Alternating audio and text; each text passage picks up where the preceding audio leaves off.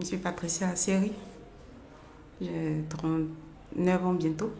Depuis que je suis arrivée en France, ça me fait déjà, je crois, près de 2 ans. Je suis engagée dans une association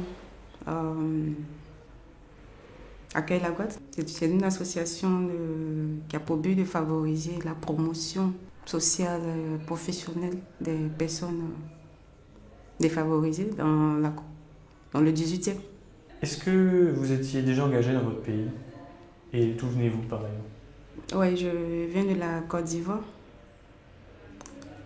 Dans mon pays, bon, je travaillais, oui, mais j'ai fait du bénévolat dans une association aussi, dans une ONG, dans les localités les plus reculées du pays, en fait. Voilà.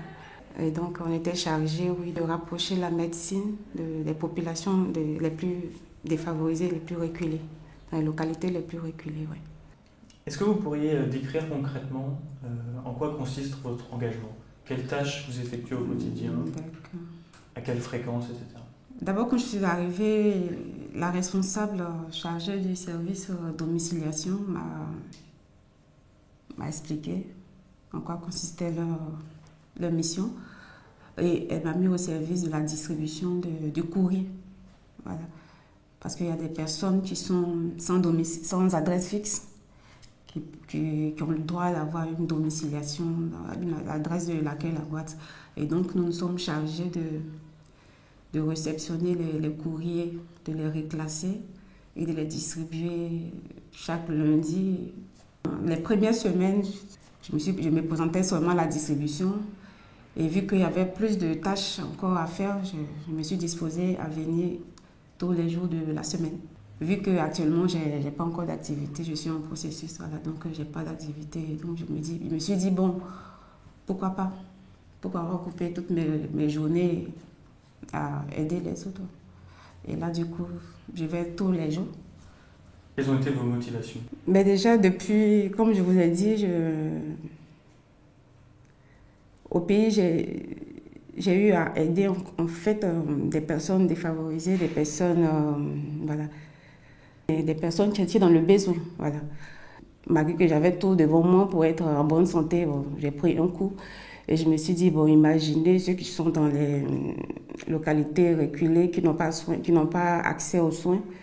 Si moi qui étais dans le domaine sanitaire de santé, je n'ai pas pu bénéficier pas bénéficier, mais j'ai pas eu la chance j'ai pas été épargnée, je vais le dire comme ça.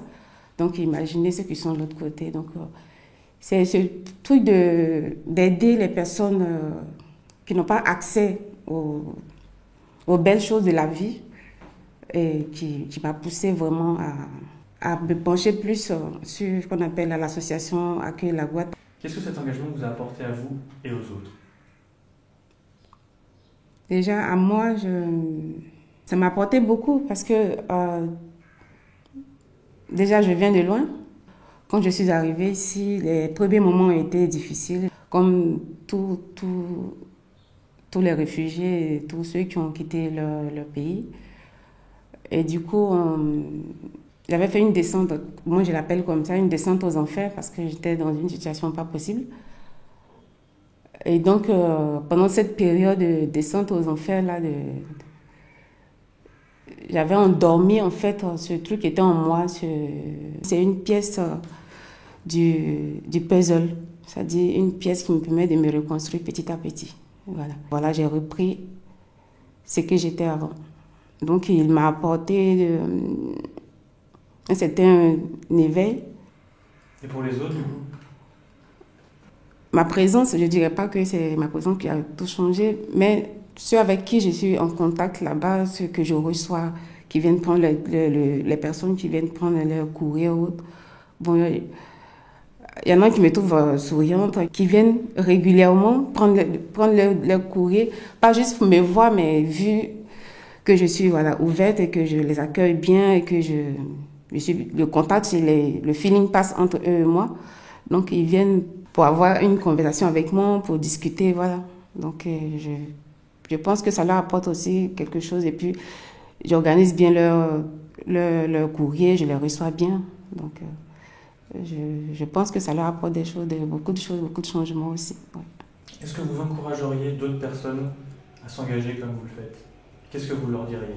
Ceux qui n'aiment pas rester, en fait, ceux qui ont ce feu en eux, c'est-à-dire ce feu du travail, ce feu de servir en eux, qui ne le laissent pas éteindre, quoi. Voilà. Et aussi à ceux qui veulent acquérir des expériences professionnelles, qui n'ont jamais travaillé chez eux, c'est une occasion aussi d'acquérir une expérience et de faire un choix dans ce que tu veux, enfin de t'orienter dans ce que tu veux faire. Et je veux aussi dire que nous sommes arrivés dans un pays et on reçoit des aides, déjà sans avoir rien apporté à ce pays, on reçoit des aides.